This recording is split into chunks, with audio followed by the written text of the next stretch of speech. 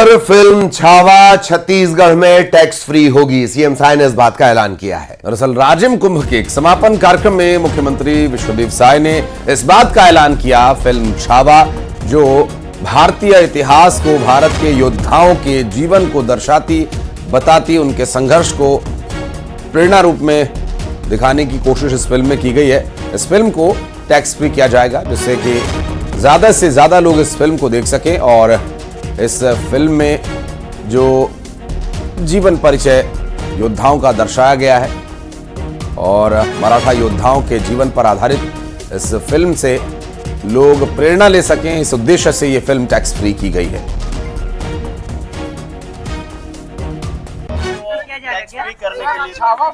बिल्कुल छावा, हाँ, उसको टैक्स फ्री करेंगे ताकि सब लोग अच्छे से उसको देख पाए। छतरपुर के बागेश्वर धाम में 251 गरीब लड़कियों का सामूहिक विवाह कार्यक्रम संपन्न हुआ और इस कार्यक्रम में देश की राष्ट्रपति द्रौपदी मुर्मू भी शामिल हुई और राष्ट्रपति ने वर वधू को आशीर्वाद भी दिया। राष्ट्रपति ने यह भी कहा कि समाज के सभी लोगों को बेटियों और बहनों को सबल और सक्षम बनाने में योगदान देना चाहिए। और इस दौरान पंडित धीरेन्द्र कृष्ण शास्त्री ने कहा कि देश के मंदिर, मठ, दान पेटियों को गरीब कन्याओं के लिए खोल दे तो किसी परिवार की बेटी विवाह के लिए परेशान नहीं होगी।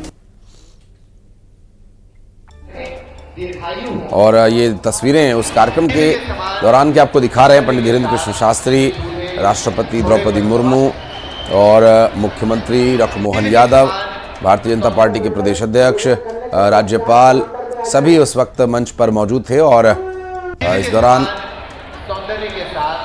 ये कार्यक्रम में सामूहिक विवाह करवाया गया गरीब कन्याओं।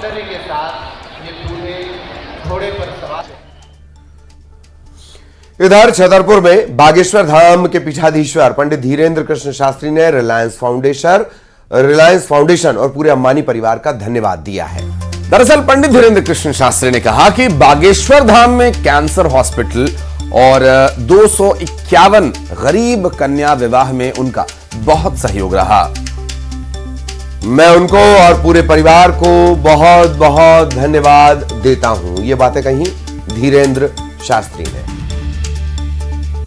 हम बहुत बहुत धन्यवाद देते हैं समस्त रिलायंस फाउंडेशन के परिवार को और हमारे बड़ी ही प्रिय आत्मीय समाज के लिए और देश के लिए, स्वास्थ्य के लिए और शिक्षा के लिए सदैव तत्पर रहने वाले, विशाल हृदय दिखाने वाले हमारे बड़े ही प्रिय, जिनका हमारा भ्रातृत्व प्रेम है, ऐसे श्री अनंत अंबानी जी का हम बहुत बहुत साधुवाद कर रहे हैं कि Bageshwar Dham medical science research institute centre जो हॉस्पिटल खुलने जा रहा और अभी 6वां बुंदेलखंड महाकुंभ कन्या विवाह उत्सव चल रहा, उसमें उनकी इस आयोजन में जो भूमिका है, निश्चित रूप से इससे समाज को बहुत बल मिलेगा, वंचित वर्ग को बेहतर स्वास्थ्य सेवाएं मिलेगी और यह सहयोग बहुत सराहनीय है।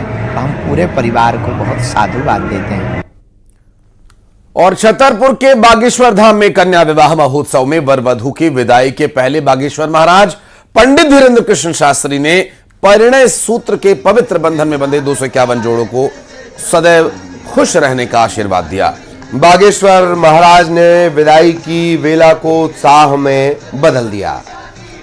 उन्होंने पहले खुद गाना गाया और उसके बाद नव दंपतियों के साथ डांस भी किया, झूमे और इसे देखकर समूचा पंडाल मंच से दूल्हा और दुल्हन भी थिरकने लगे। जिनकी शादी है वो ठुमक रहे हो, तुम लोग ऐसे ही बैठे हो। उठा दोनों हाथ, लगाओ ठुमका।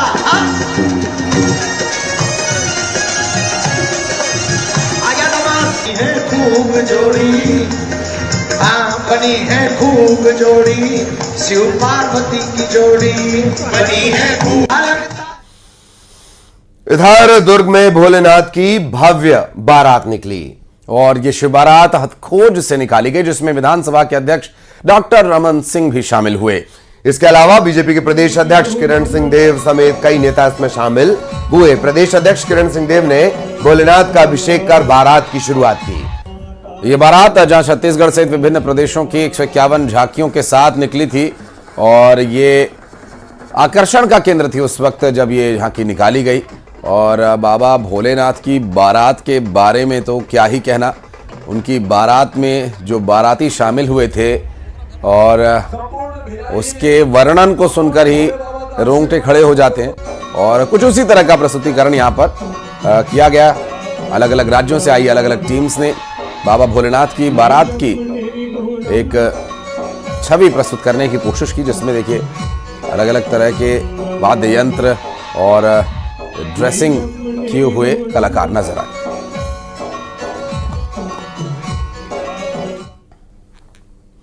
प्रयागराज में आयोजित महाकुंभ का सकुशल समापन हो गया और इस तरह से प्रयागराज महाकुंभ दुनिया की तीसरी सबसे बड़ी आबादी बन गया। 45 दिनों का यह महाआयोजन था। महाकुंभ में कई महारिकॉर्ड बने। दरअसल महाकुंभ के आखिरी दिन यानी शिवरात्रि के बीते दिन संगम में स्नान करने के लिए लोगों का जल सैलाब उमड़ पड़ा त्रिवेणी की रेती पर।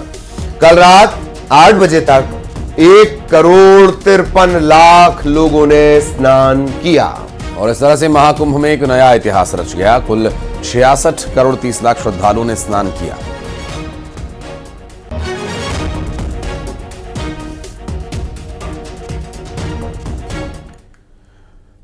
और प्रयागराज में लगे महाकुंभ 2025 के अंतिम दिन भारतीय वायुसेना ने मेला क्षेत्र में एक शानदार एयर शो का आयोजन किया।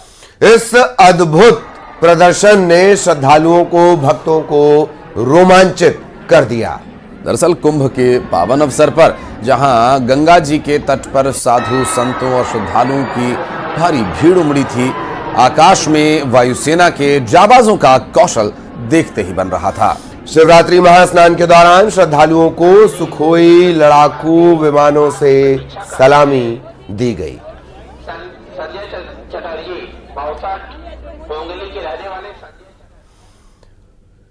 इधर गरियाबंद में राजिम कुंभ का भी सकुशल समापन हो गया।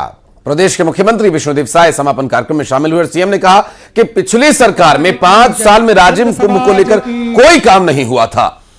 अब प्रदेश में बीजेपी की सरकार आते ही राजिम कुंभ का स्वरूप बदला है। 2 साल बाद 54 एकड़ के नए मेला स्थान में यह आयोजन हुआ है और आने वाले समय में इसे और सजाएंगे। सरकार आगे और काम करेगी। सीएम ने प्रयागराज कुंभ को लेकर भी अपनी प्रतिक्रिया दी।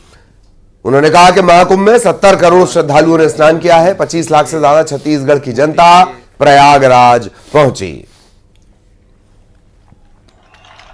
कि हम लोग अधूरे नहीं हैं, हम लोग अभागे नहीं हैं। फर्क सिर्फ